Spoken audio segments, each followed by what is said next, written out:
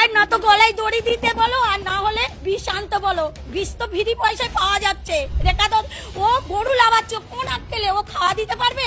এককাল গোবর ফেলতে পারবে?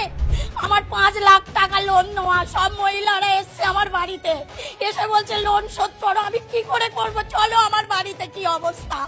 শুভেন্দু অধিকারী এসে, তুই গদিতে বসে আছিস, তুই কি করছিস? মানুষকে এরকম করে হিন্দু ধর্মতে সবকিছু তো নষ্ট করে দিচ্ছিস। আমাদের ঈদটা করতে দিক, আমরা গরুগুলো বিক্রি করি, কিছুটা যেন অন্তত মুক্ত হই। মুসলিম বা তারাও হিন্দু, তারা তো মিশছে একসাথে, আমরা তো একসাথে আছি। তারা কোনোদিন দেননারি করেনি কি কারু আমাদের গলা ধাক্কান দিইনি। ওদের কুরবানিটা ওদের করতে দাও, আমরা বাঁচি। আমার মতন মহিলা, আমি মহিলা সমিতি থেকে 5 লাখ টাকা নিয়েছি, চলো আমার ব্যাংকে সব আমি জমা দিই, সুদ আসল। কি অবস্থা হচ্ছে, আমার স্বামী ভ্যান কাটে, ভ্যান চালায়, আমরা এইভাবে বাঁচি। তাহলে আমাদের বাচ্চা কাচ্চা সব আছে, তাহলে আমরা কি করে খাবো?